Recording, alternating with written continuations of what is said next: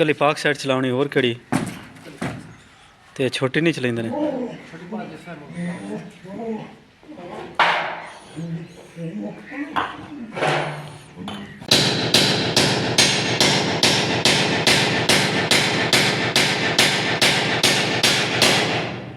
पट्टी नाल अटैच ना होने 32 इंच LCD वेख लो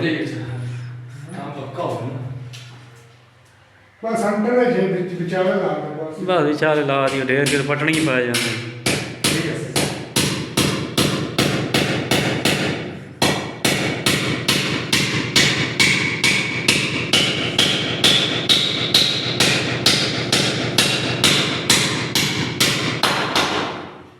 हुण नहीं हल्दी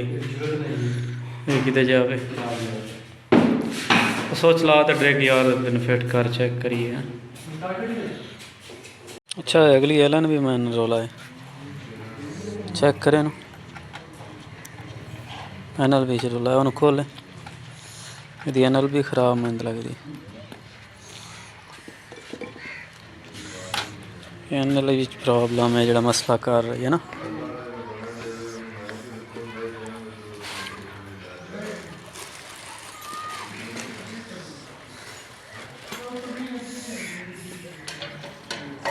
ये तो पहले दौर की लगती सी मेरे को एक पई वो सिंगल आई वो मेरे ख्याल या एच दी चलाइंदी है या 20 दी चलाइंदी हॉरिजेंटल या वर्टिकल चलाइंदी है दोवां च जंग भी मुश्किल ही कितने जंग पे चलते हैं तुसी आ तू दस दे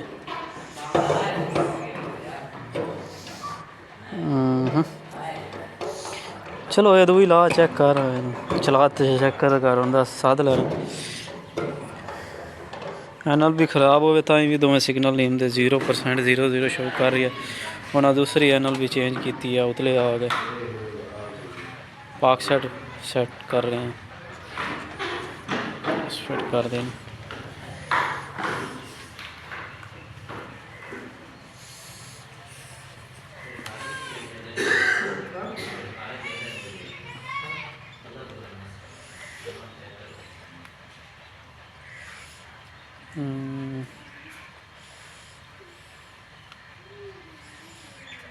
सेट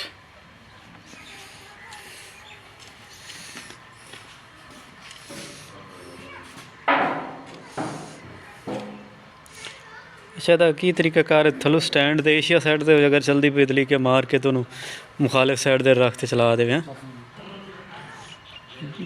कितनी थले उतना हेठा चलती उच्चे जिक्की नहीं करनी पौंदी साथ खारा पीछा रखे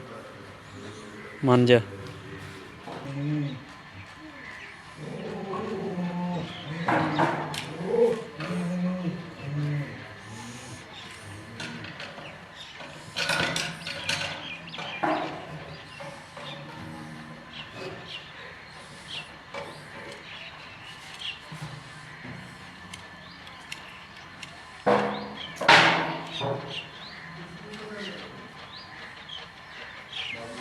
को आसान जी इलाज आ जे सिग्नल जल्दी पता तो लग जैसी की करदा इत्थे उस दिन रोखी वेख लानी माज किते बड़ी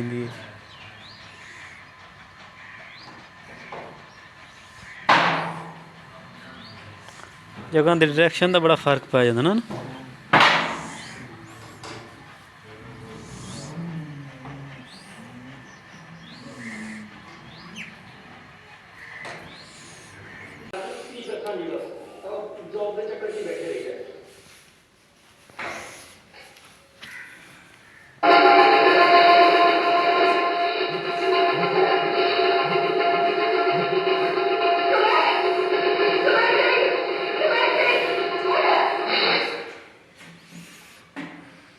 बस करे तो छिरे खड़े